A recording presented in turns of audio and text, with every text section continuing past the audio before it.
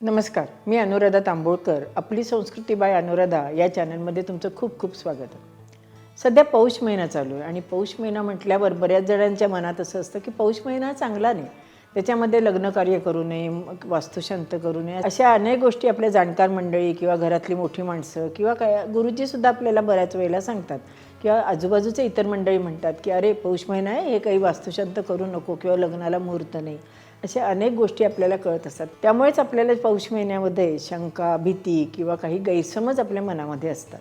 ज्यावेळेला मी आमच्या गुरुजींना विचारलं की खरंच पौष महिना इतका वाईट आहे का, ह्याच्यात आपण काहीच करायचं नसतात का कार्य वगैरे, एवढंच कशाला, काही मैत्रिणींकडे मी बघितलं की त्यांनी घर बांधायला काढलं होतं, पण महिना पौष लागल्यामुळे घर बांधणं त्यांनी बंद केलं होतं. कुंपण घालण्याचं कामसुद्धा त्यांनी थांबवलं होतं. अगदी फर्निचरसुद्धा पौष महिन्यात बरेच लोक करत नाही. तर या गोष्टी खरंच करायला पाहिजेत का, की खरंच इतका पौष महिना वाईट असतो का किंवा अशुभ असतो का? तर त्यांनी मला असं सांगितलं की पौष महिना हा अशुभ नसतो.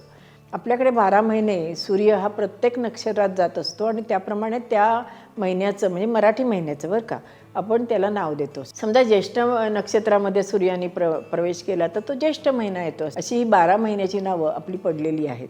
तर पौष महिन्यामध्येच आपली संक्रांत येते किंवा पौष महिन्यामध्येच आपला धनुर्मास जो आहे किंवा धुंधुरमास जो आहे तोही निम्मा पौष महिन्यात आणि निम्मा मार्गशीर्ष महिन्यामध्ये असतो.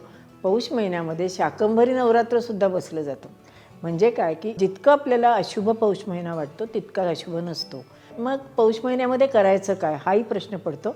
तर पौष महिन्यामध्ये धार्मिक जी कार्य असतात ती केली जातात. उदाहरणार्थ महिनाभर पौष महिन्यामध्ये आपण महादेवाला तुपाचा अभिषेक करू शकतो किंवा तिथे नंदादीप लावू शकतो. शाकंभरी नवरात्र आपण बसू शकतो. आपण देवाची उपासना करू शकतो किंवा दिवसभरात फक्त एक वेळेला उपास, अशा अनेक गोष्टी आपण पौष महिन्यामध्ये करू शकतो. परंतु हे आपण बाकीचे कार्य करत नसल्यामुळे पौष महिन्याला भाकड मास असं सुद्धा म्हटलं जातं बरं का.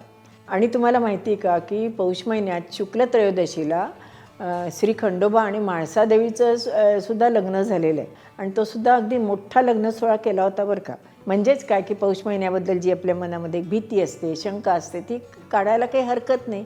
जी आपली कामं चालू आहेत ती तशीच आपण पुढे पौष महिन्यात सुरू केली तरीसुद्धा चालतं. काही काहीला काय होतं की इमर्जन्सी येते, अचानक आपल्याला गावाला जावं लागतं, अचानक आपल्याला एखादी महत्त्वाची मीटिंग करावी लागते.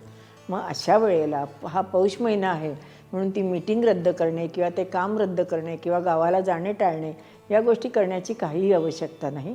या संबंध आत्ता मी जी माहिती सांगितली त्याच्यावरनं मी असा एक अर्थ घेतला की ज्या गोष्टी आपल्याला आवश्यक आहे, ज्या गोष्टी केल्याच पाहिजे असं असेल, त्या गोष्टी पौष महिन्यामध्ये सुद्धा करायला काही हरकत नाही. अगदीच जर आपल्याला वाटलं लग्न अगदी करायचीच वेळ आली तर आपण गुरुजींचा सल्ला घ्यावा किंवा जाणकार मंडळींचा सल्ला घ्यावा. जो योग्य मुहूर्त असेल ते आपल्याला सांगू शकतील किंवा घरात काही कार्य असेल त्याचाही मुहूर्त ते आपल्याला योग्य सांगू शकतील. पौष महिना हा अतिशय अशुभ महिना, ही जी एक भीती असते ती काढून टाकली पाहिजे आपण. आणि पौष महिना हा सुद्धा शुभ महिना आहे, त्यातही आपण कार्य करू शकतो, हे आपल्या सगळ्यांच्या लक्षात आलं असेल. असेच शंकांचे निरसन करणारे व्हिडिओज आपण आपली संस्कृती बाय अनुराधा या चॅनलवर करणार आहोत. असे व्हिडिओ तुम्ही नक्की बघा आणि आपले नातेवाईक, मित्रमंडळी या सगळ्यांना आपल्या चॅनलबद्दल नक्की माहिती सांगायला विसरू नका. धन्यवाद.